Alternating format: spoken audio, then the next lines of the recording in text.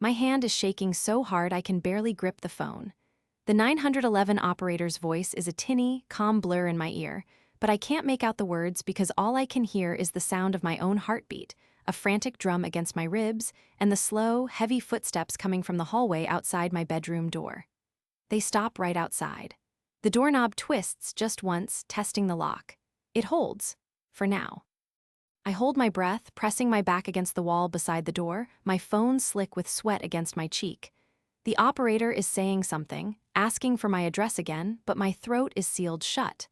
I can't speak, because I know who's on the other side of that door. It's my husband, and he's not here to check on the noise I heard. He's the noise I heard. My name is. It doesn't matter right now. What matters is that I'm in my own house, a place that's supposed to be safe, and I'm hiding in the dark like a stranger. I'm wearing my ratty old yoga pants and a t-shirt, my hair piled in a messy bun. I was about to go to bed. I heard a crash from the living room like glass breaking. I called out, "Honey, you okay?" He'd gone out for a late work thing, he said, a client dinner. I wasn't expecting him back for hours. There was no answer, just silence. Then, the footsteps. Slow, deliberate, walking from the living room down the hall toward our bedroom. Not hurrying, not calling my name, just walking. My skin prickled with a cold that had nothing to do with the thermostat. I'd locked the door. A habit from when I was a kid, when he always teased me about. "Who's gonna get you in here, babe, me?" He'd laugh. I'm not laughing now. The doorknob rattles again, harder this time. A low, soft thud follows, like a shoulder pressing against the wood. "Sweetheart." His voice comes through the door and it's all wrong. It's his voice, but it's flat. Empty, like he's reading a line. "You in there? I heard a noise. You okay?" My mind is screaming. He the noise. Why is he pretending? I manage a whisper into the phone. "He's at the door. It's my husband. I think he's going to hurt me." The operator's tone shifts, becomes more urgent, but the words are just shapes. All my focus is on the inch of space under the door where the hall light casts a yellow bar across the carpet. A shadow moves through it, blocking the light. He's standing right there. Then I hear it. A jingle of keys, his keyring. The one with the little Lego man I gave him. He's sorting through them. He's looking for the key. Bedroom door has a key. It's in a lockbox in the garage for emergencies. He must have gotten it. He must have planned for this. The realization hits me like a physical blow, doubling me over. This wasn't a spur-of-the-moment thing. He came home, he made a noise to lure me, and he went straight for the spare key. This was the plan. My lungs burn, I need to move. The window. It's 2 stories up, but there's a roof over the porch below. Maybe. I scramble across the carpet on my hands and knees, my phone forgotten on the floor, the operator's tiny voice still chirping from it. As I reach the window and fumble with the lock, I hear the distinct metallic of the key sliding into the bedroom door lock behind me. The turn is slow, deliberate. The lock disengages with a sound that feels as final as a coffin lid closing. The door swings open. I'm frozen halfway to the window, one knee on the floor, caught in the slice of hall light like a bug under a microscope. He fills the doorway, just a silhouette, but I know the shape of him. The set of his shoulders, the way he stands. He doesn't rush in, he just stands there looking at me. The silence is worse than anything he could say. "The call," he says finally. His voice is quiet, almost sad. "I heard you talking to someone. Was that 911? I can't speak. My throat is sealed shut with pure animal terror. I just nod, a jerky, stiff movement. He steps into the room and the light from the hall falls across his face. He's still in his work clothes, his tie loosened. He looks tired. Normal. That's what makes my skin crawl. He looks like my husband. He looks like the man who brought me coffee in bed this morning and kissed my forehead before he left. He closes the door softly behind him and the click of the latch is a death sentence. He doesn't lock it again. Why would he? He's in here with me now. "You called the police on me," he says. It's not a question. It's a statement, heavy with a disappointment that twists in my gut. You had a key," I managed to choke out. My voice is a dry rasp. "You were testing the door, I heard you." He tilts his head and for a second he looks confused, then he reaches into his pocket and pulls out his keyring. The Lego man dangles, he holds it up. "I was looking for my car key. I thought I left it in the bedroom. I must have dropped the whole ring." He takes another step toward me. I scramble back until my shoulders hit the wall under the window. There's nowhere else to go. Why would I need a key, sweetheart? It's my house too. It sounds so reasonable. It sounds exactly like something he would say. And for a dizzying second, I doubt myself. Did I imagine the menace in those footsteps? Did I misinterpret the sound of the lock? The operator's voice is still faintly chattering from my phone on the carpet, a tiny, distant lifeline.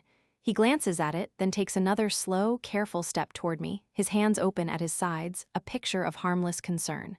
"You're scared," he says softly. "I get it. You heard a noise, I came home early, it's dark, it's a perfect storm." He kneels down about 6 feet away from me, putting himself on my level. He's so calm, too calm. "But calling the police, baby, that's serious. They're going to come here, they're going to ask questions, it's going to be a whole thing." He's right, they are coming. That thought should be a comfort, but the way he says it makes my blood freeze. It's not a reassurance, it's a problem he's stating. A problem he needs to solve before they get here. "What was the crash?" I whisper. My eyes are glued to his hands, they're resting on his knees, they look so familiar. Those are the hands that held mine at our wedding. "I heard glass break." He sighs, runs a hand through his hair. "Yeah, that was me, I'm such an idiot. I came in the back, through the kitchen. I was trying to be quiet, not to wake you. I knocked your big vase off the counter, the blue one from your mom. It's in about 1,000,000 pieces in the kitchen sink." He offers a small, sheepish smile. "I was gonna clean it up and then come tell you I was home, surprise you. The blue vase, I can picture it. It was on the counter, it's plausible, it's perfectly, horribly plausible. And that's when the real fear, the deep, existential kind, starts to seep in. What if I'm wrong? What if I just panicked and accused my husband of? Of what exactly? Of walking in his own house? Of having his own keys? Police are going to arrive, and I'm going to be the hysterical wife who called them over a broken vase. He'll be embarrassed, forgiving. I'll be the one who looks crazy. He sees the doubt flicker across my face. I know he sees it. His expression softens further. "Come here," he says, his voice gentle. He stretches out a hand toward me. "It's okay. You got scared. It's okay. Let's go clean up the glass together before the cops show up and make a scene for the neighbors." Everything in my body is screaming. Every instinct is telling me to stay pressed against this wall, to scream, to fight. But his logic is a sedative. His normalcy is a weapon. Maybe I'm overreacting. Maybe this is all a terrible misunderstanding. My eyes dart to the phone on the floor. The operator is still there. I could say something. I could tell her it's a false alarm. He follows my gaze.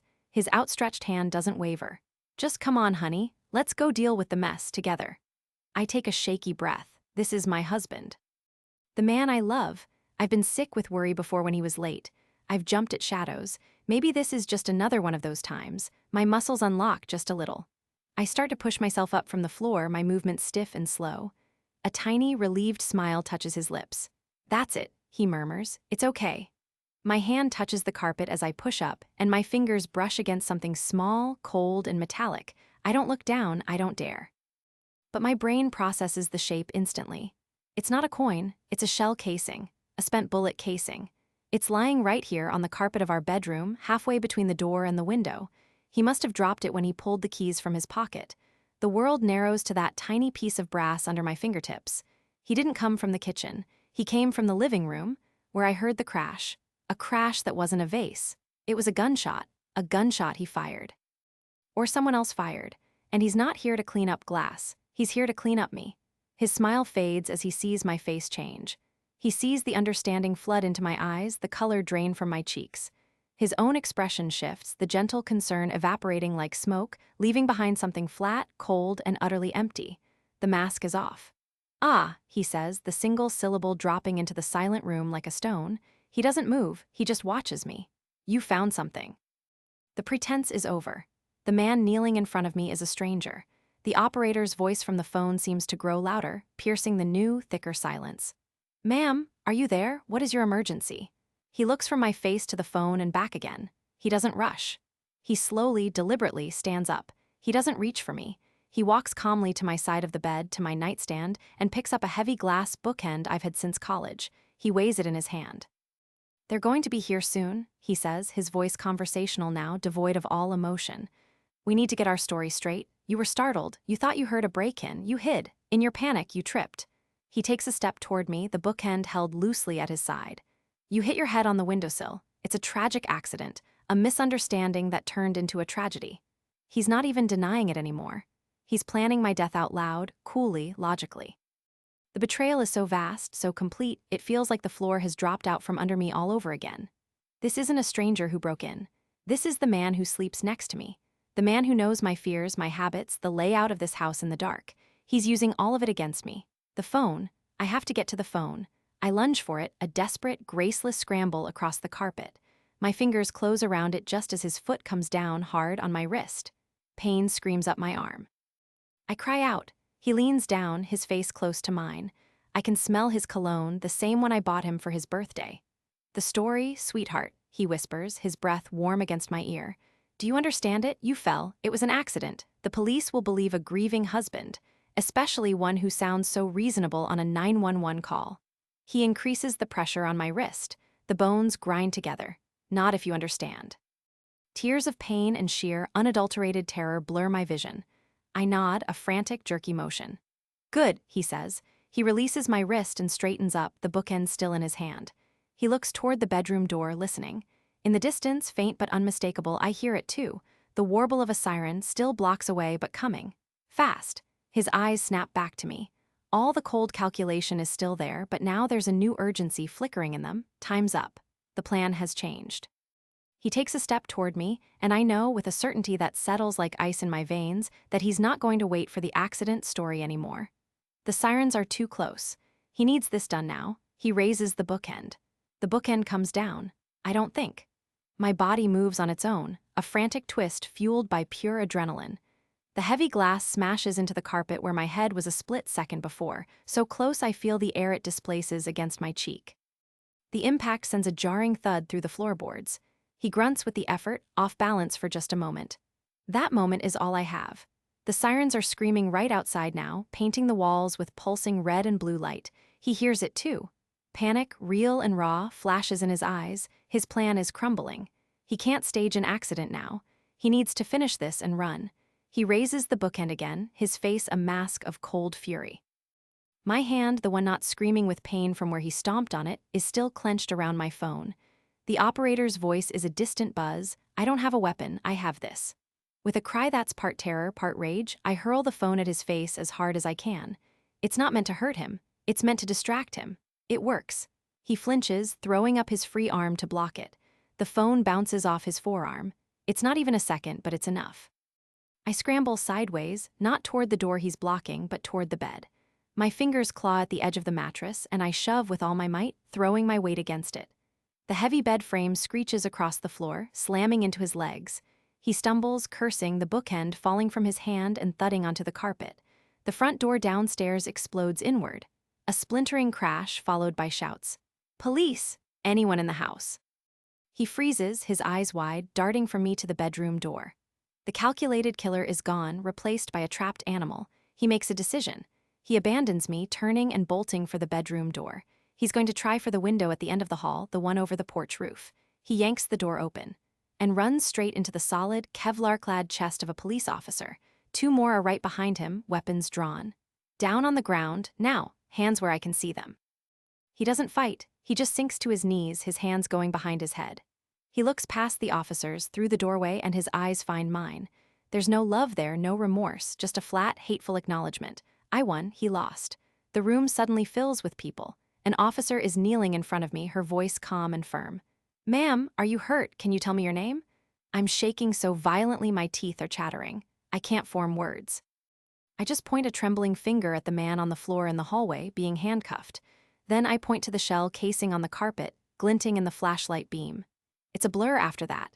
They wrap a blanket around my shoulders. They lead me out of the bedroom, past him. He's being walked out, his head down. He doesn't look at me again. They sit me on the couch in the living room. I see it then. The shattered glass isn't from a vase. It's from the sliding door to the backyard. A neat, bullet-shaped hole is punched through it. He didn't fire a shot inside. Someone else did. At him? For him, I don't know. A detective sits across from me, her notebook out. She asks gentle questions. I tell her everything. The footsteps, the key, the casing, the bookend, the things he said. My voice sounds hollow, like it's coming from someone else. A paramedic checks my wrist, says it's badly bruised but likely not broken. They offer to take me to the hospital. I just shake my head. I can't move. Hours later, the detective comes back. Her name is Alvarez. She sits beside me. "We found the gun," she says quietly. "It was in a drain pipe outside. Wiped clean, but we'll test it. We also found something else." She pauses. In his car, there was a bag, a change of clothes, a passport, in a different name, and a one-way ticket to Belize, leaving tonight. The final piece of the betrayal slots into place, so obvious it takes my breath away. He wasn't just going to kill me. He was going to disappear, start over. The life we built, our marriage, our home, it was all just set dressing for his exit strategy. I was the loose end that needed tying up. Why? Is the only word I can manage. Detective Alvarez puts a hand on my shoulder. We don't know yet. Money, probably. We're digging into his finances. But sometimes people are just broken, and they hide it until they can't anymore. She gives my shoulder a squeeze. You're safe now. He's not getting out. Not for a very, very long time. They finally leave just before dawn. A female officer stays with me until my sister arrives, her face pale with shock. I pack a bag with shaking hands, taking only what I absolutely need. Clothes, my toothbrush, the framed photo of my parents from my dresser. I can't look at anything else. The couch where we watched movies. The kitchen where he cooked me dinner. It all feels like a museum of a life that was a lie. As I walk out the front door for the last time, the sky is turning gray with morning light. I stop on the porch, breathing in the cold, clean air. My sister is waiting in her car, the engine running. I look back at the house. It's just a house. The shell casing, the bookend, the broken door, they're just evidence now. The man inside it, the one I loved, he was the real trap. And I finally stepped out of it. I get in the car, I don't look back again. The road ahead is empty and quiet, and for the first time in hours, the only heartbeat I hear is my own.